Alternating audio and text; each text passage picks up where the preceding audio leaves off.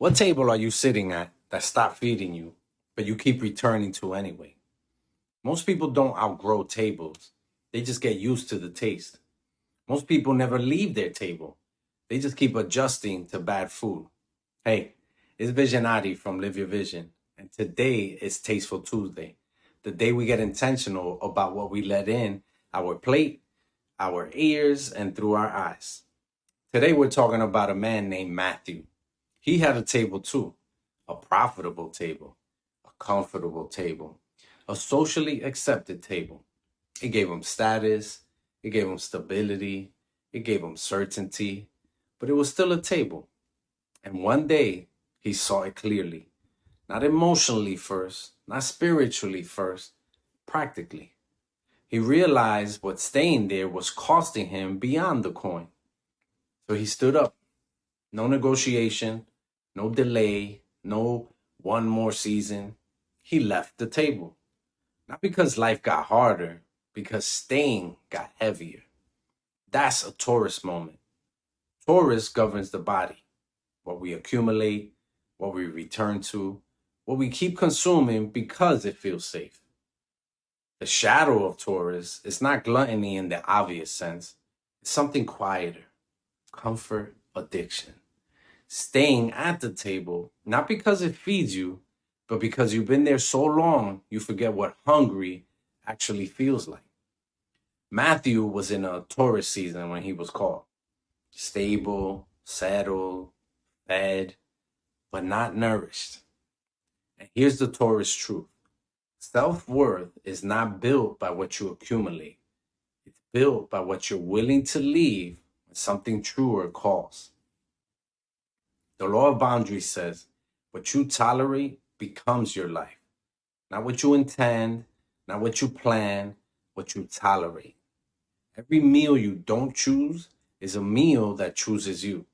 And over time, it doesn't just shape your body, it shapes your energy, your patience, your presence. The table you sit at every day eventually becomes the life you live.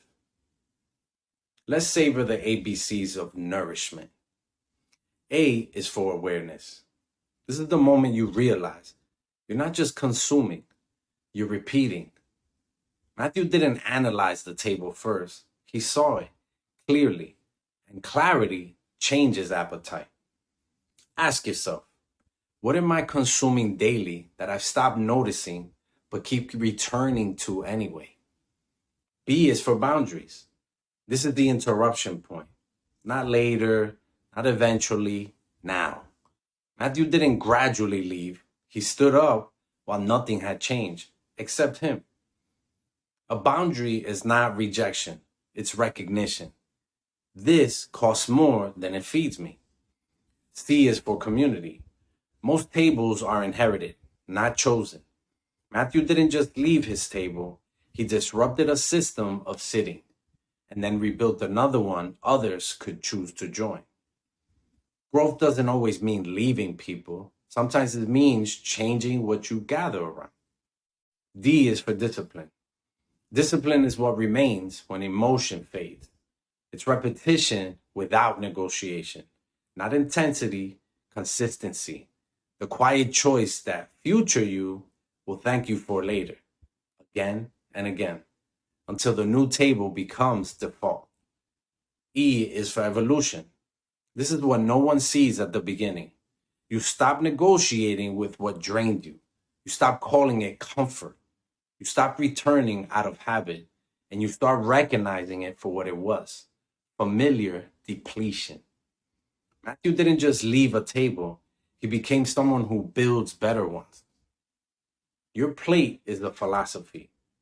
What's on it and what you keep making room for reveals what you believe you deserve. You don't have to change everything today, but you can leave one thing, one habit, one pattern, one table. Stand up. The nourishing table is already built. You just haven't sat down at it yet. I notice the tables I used to ignore. I don't confuse comfort with nourishment. I choose what I sit with before life chooses for me. I release what I've outgrown, even if it feels familiar. I no longer stay where I have to shrink to belong. What I tolerate is becoming my life. So I choose differently now. If this felt like a mirror, it probably was. Love is knowing the difference between what fills you and what feeds you. Love is about you, but it's for us. Your heart is the map. Your emotions are the compass. Find your love. Be honest. What are you still sitting at that you already know you've outgrown? Drop it below. No judgment, just awareness.